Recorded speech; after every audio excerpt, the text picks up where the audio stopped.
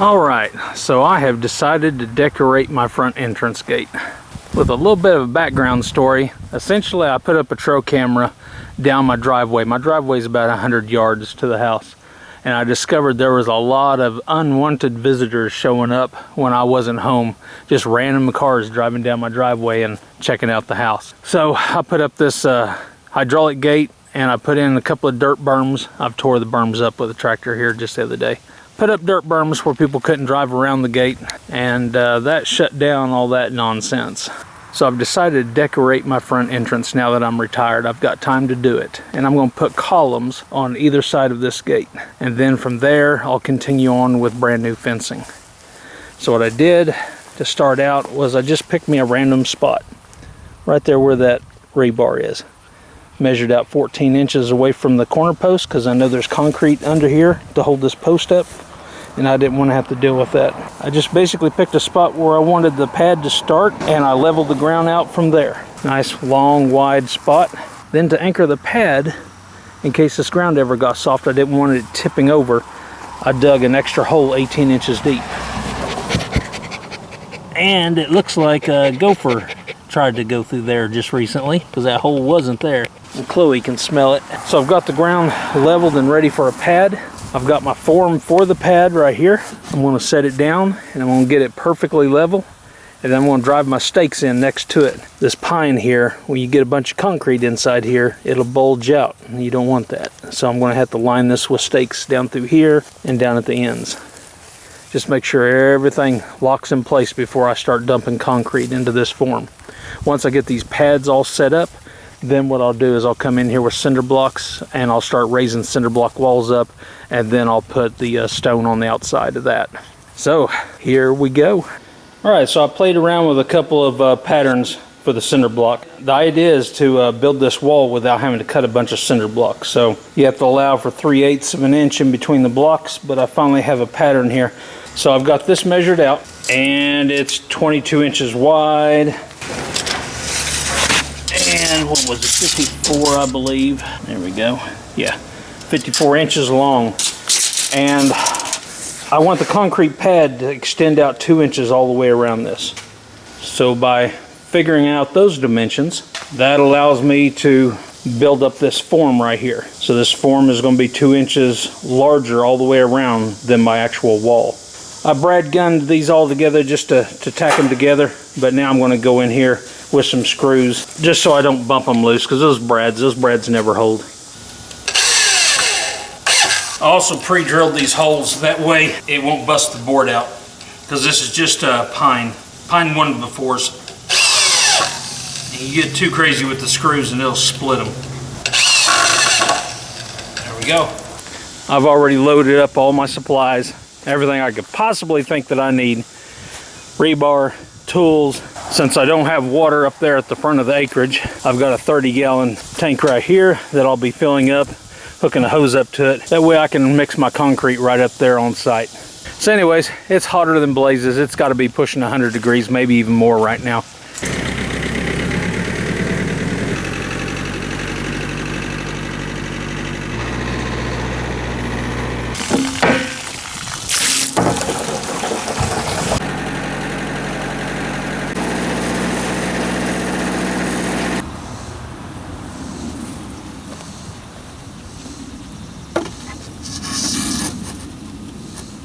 Okay, so I want my pad to be perfectly parallel with this gate. So what I'm going to do is I want to attach a string to this far end over here, and then I am going to run it back down there. Oh yeah, I already see it's not plumb. So then I'm going to run it down there, and I'm going to run it south till it touches the gate post on the other end.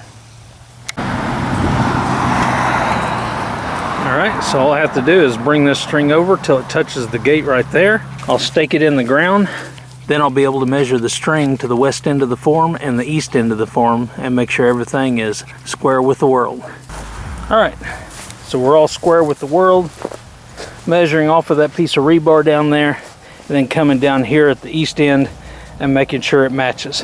Now I need to level it. So I'll put that level all around this frame.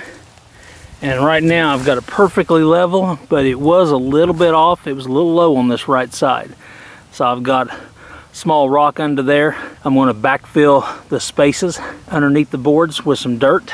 Get that all squared away. Once that's done, then I'll drive my stakes in and really lock it in tight. Okay, I've got it all leveled, and Brooke's dropping the rebar down in there. And we'll tie that off here in a little bit. Now she's all level, square with the world, parallel to the gate. Now we're going to be good to go ahead and start mixing the 80-pound bags of concrete. Yeah, that looks good. I got some little shorties that I'll tie to those ends.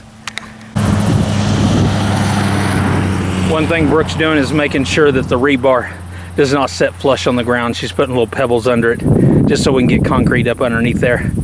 And also making sure our rebar does not stick up above the form. Okay, got a first 80-pound bag of ready mixed concrete. It's just all mixed together, gravel, sand, everything's all in it.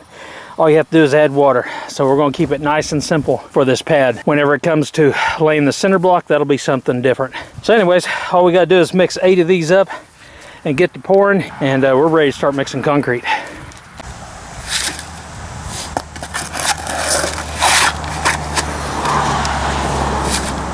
Alright, on these forms, you want these stakes down below the forms, but the ground is hard as rock. Makes it a lot easier to screed the concrete if you don't have boards sticking up. But unfortunately, the ground is like concrete almost.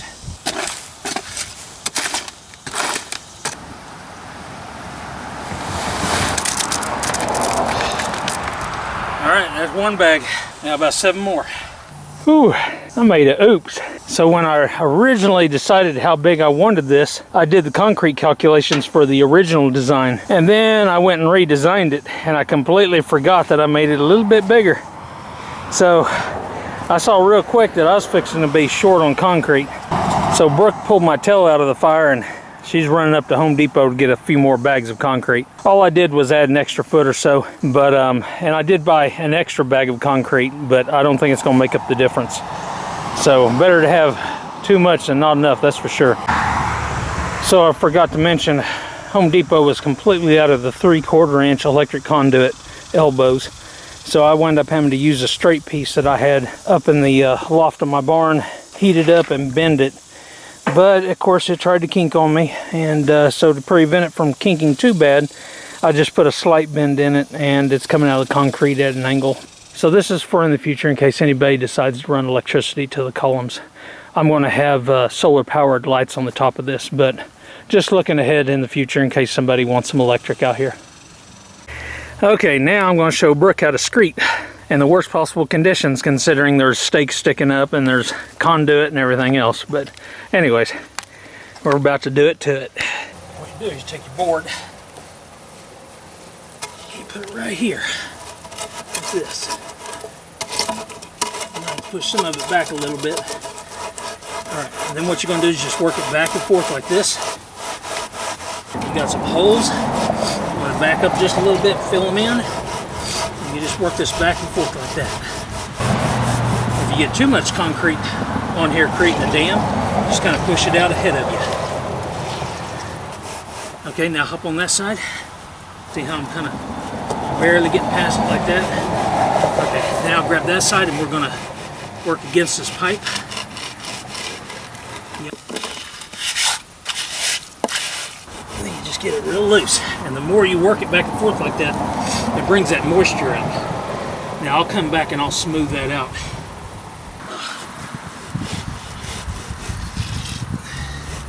And grab any extra that's about to come off and just move it ahead. Not too much, you don't want to create a pit. There you go, just like that. Now what we'll do is we'll bring it down. Just barely wiggle it back and forth until we get past the stake, and then continue on. That concrete against the, see how it's not up against the form there? Just do that, that brings that moisture out. Boy, you got it.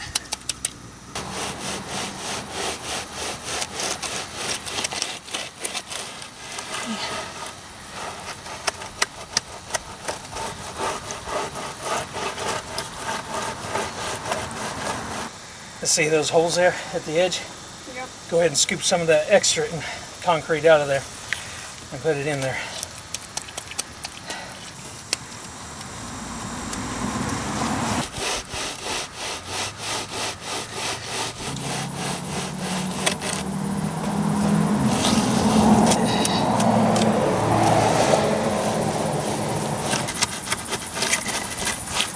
There we go. Whew. Now, I'm going to take a break and we'll trowel it out a little bit here as it sets up. So we've screeded it twice and I've troweled it once. It's still just a little bit soupy. I'll let it set up a little bit more and touch it up with the trowel again. Right now we just, we're getting ready to go clean our tools, get all this stuff back up to the house. And in the meantime, this can be setting up. And like I said, I'll come back and hit it with the trowel one more time.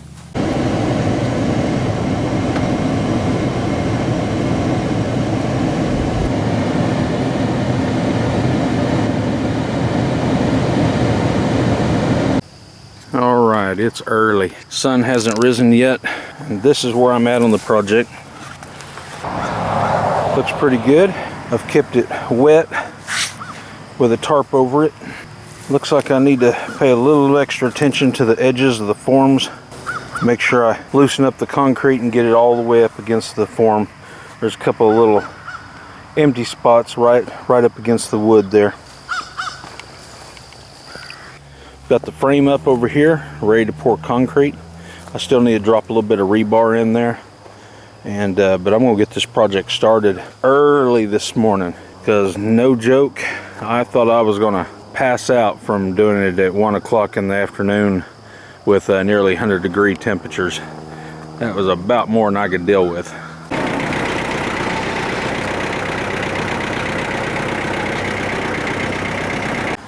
All right, rebar is in. Time to start mixing.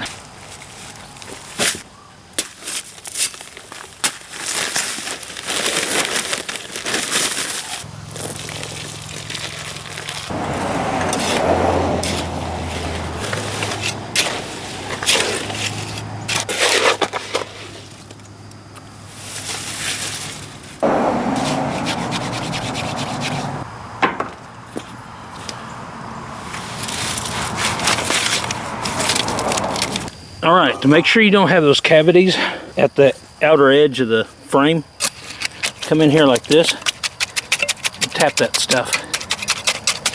Get that moisture to working like that.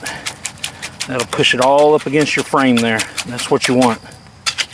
And a little quick side note, don't forget to put your electrical conduit in underneath your concrete pad coming up through your concrete pad. So I've got mine squared away. I really wanted it over on this side, but I forgot about it.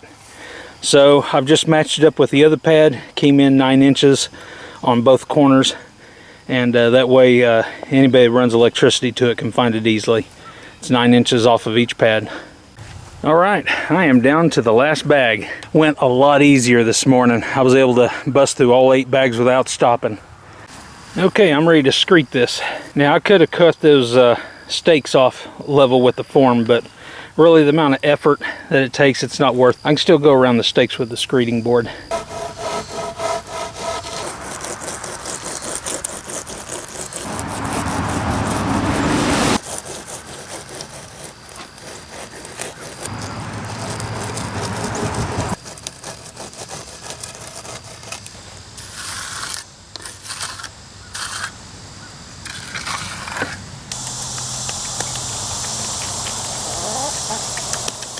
No hinting.